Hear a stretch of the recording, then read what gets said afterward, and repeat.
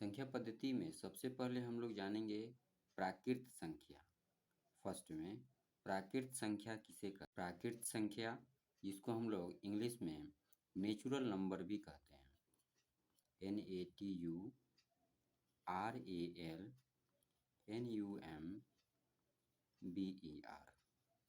Natural number. Natural number समझने का जिनका उपयोग प्रत्यक्ष मूर्त राशिभूत वस्तुओं को गिनती में की जाती है प्राकृत संख्या कहलाती है। एग्जाम्पल के तौर पर हम लोग लिख सकते हैं 1 2 3 4 5 6 अनंत तक। जो अनंत तक जाए, एक से शुरू होकर और लगातार संख्याओं को हम लोग प्राकृत संख्या के नाम से जानते हैं। दूसरी संख्या है पूर्ण संख्या। पूर्ण संख्या में क्या अंतर है? पूर्ण संख्या इसको इंग्लिश में कहते हैं whole number. WHOLENUMBER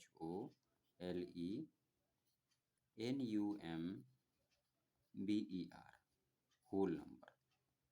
whole number किससे शुरू होता है? ये पूर्ण संख्या हमेशा जीरो से शुरू होता है। जीरो से 0 1 2 3 4 5 6 डॉट डॉट डॉट अनंत तक जाता है। तो हम लोग समझ सकते हैं कि प्राकृत संख्या और पूर्ण संख्या में एक ही अंतर होता है, और वो प्राकृत संख्या 1 से शुरू होता है हमेशा और पूर्ण संख्या 0 से शुरू होता है।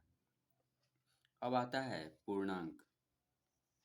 3 नंबर में पूर्णांक जानते हैं। पूर्णांक को हम लोग ऋणात्मक संख्या, शून्य और प्राकृत संख्या के संग्रह को हम लोग पूर्ण संख्या कहते हैं। ऋणात्मक संख्या अर्थात -1, -5, -4,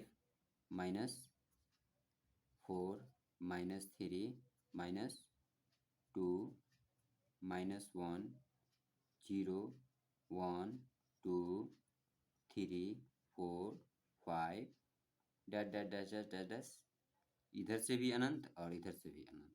इन सारी संख्याओं को हम लोग पूर्णांक कहते हैं। अब इसमें भी पूर्णांक दो तरह का होता है, एक धनात्मक पूर्णांक और एक ऋणात्मक पूर्णांक। तो धनात्मक पूर्णांक आप लोग समझ सकते हैं, इसको हम लोग धनात्मक पूर्णांक कहते हैं और इन संख्याओं को ऋणात्मक पूर्णांक कहते हैं। उसके बाद आता है हमारा परिमेय संख्या। परिमेय संख्या किसे कहते हैं? इनको इंग्लिश में कहते हैं रेशनल नंबर। जो संख्या p/q के रूप में हो उसे हम लोग रेशनल नंबर अर्थात परिमेय संख्या कहते हैं। r को परिमेय संख्या कहा जा सकता है यदि इसे p/q के रूप में लिखा जा सके, जहाँ p और q पूर्णांक है तथा q शून्य के अतिरिक्त कोई भी संख्या हो सकती है। एग्जाम्पल में हम लोग समझ सकते हैं, जैसे यहाँ 5 है तो 5 को हम लोग 5/1 भी लिख सकते हैं। यहाँ 6 है, यहाँ 6 को हम लोग 6/1 भी लिख सकते हैं। यहाँ 5 है, यहाँ पे 8 है मान लीजिए, यहाँ 9 है। ये सब क्या है? परिमेय संख्या है, इसको हम लोग परिमेय संख्या कहते हैं। लेकिन वही संख्या अगर यहाँ 5/0 रहे तो ये हमारा परिमेय संख्या नहीं होगा। जबकि ये 5/1 रहे, अर्थात जो अंश और हर जिसको बोलते हैं, ऊपर में कोई भी संख्या रह सकता है, नीचे में भी कोई संख्या रह सकता है, लेकिन 0 को छोड़कर।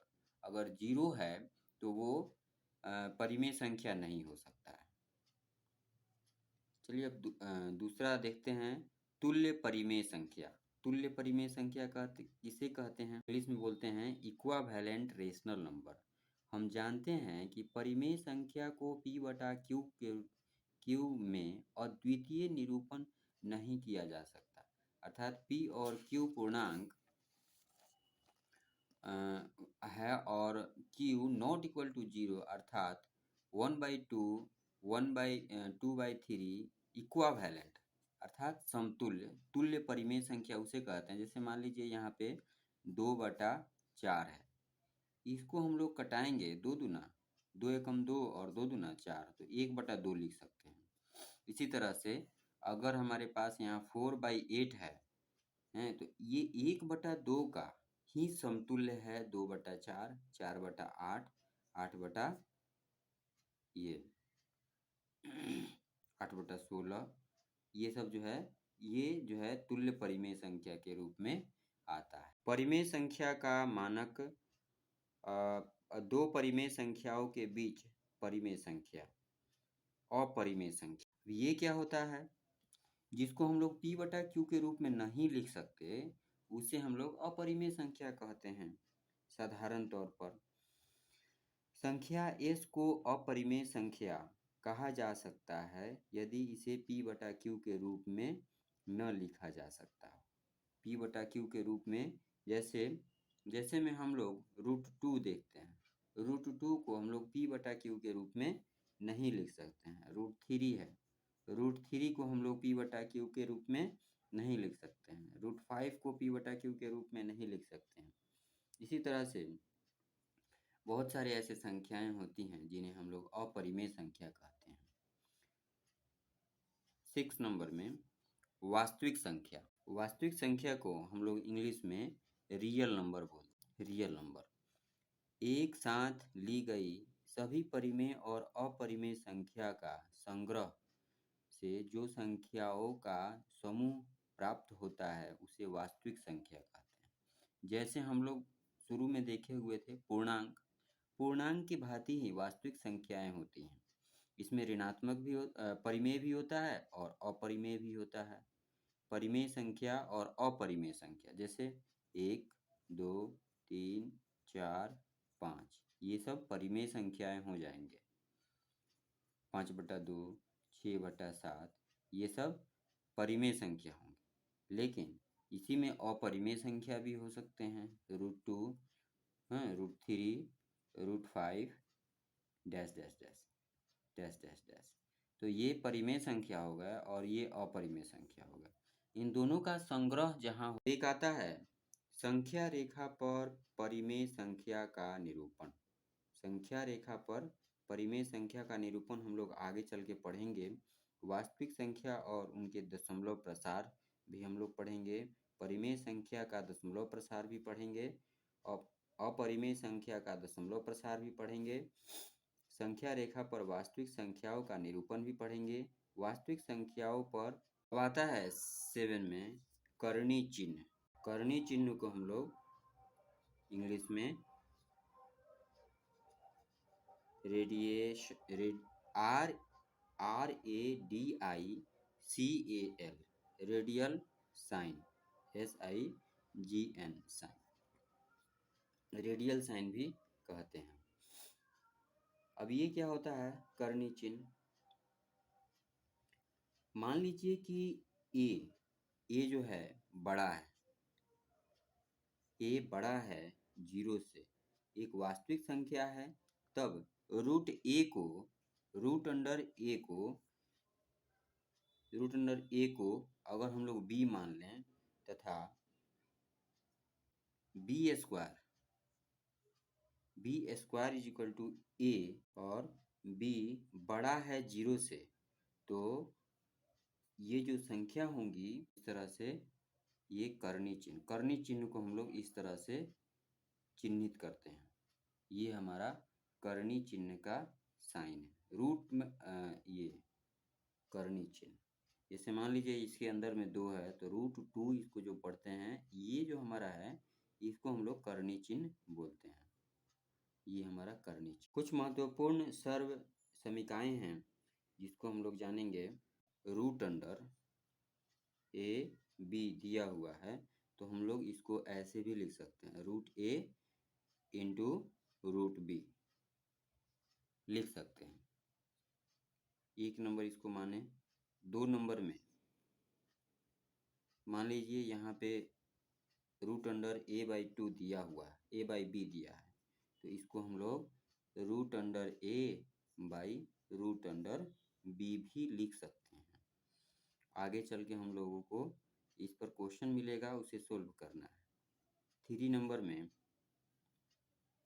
Root under a plus root under b into root under a minus root under b, तो इसको अगर हम लोग घटाएंगे तो हमें a माइनस बी प्राप्त होगा, a माइनस बी। क्योंकि इसको और इसको हम लोग जानते हैं कि a square minus b square का फॉर्मूला होता है a plus b into a minus b. तो स्क्वायर जब करते हैं तो ये रूट हट जाता है, ये भी रूट हट जाएगा और हमको केवल a माइनस बी प्राप्त होगा। इसी तरह से 4 नंबर में ये a plus b root under b, a plus root under b into a minus root under B का फॉर्मूला क्या होगा, a square minus b square. ये formula a square minus b, a square minus b. अब हम लोग 5 number देखेंगे, root under ए plus root under b कोष्ठ बंद root under c plus root under d equal to root under a c plus root under A D plus root under B C plus root under B D होता है। ये formula है। फिर इसी तरह से रूट अंडर ए plus root under B का whole square equal to A plus 2 root under A B plus B, ये फॉर्मूला होता है। हम लोग पढ़े हुए हैं पहले a प्लस बी का whole square, A square plus B square plus 2ab होता है। तो ए स्क्वायर जो हम लोग करते हैं तो ए स्क्वायर से रूट हट जाता है तो केवल a बचेगा। फिर उसी तरह से बी स्क्वायर होगा तो बी के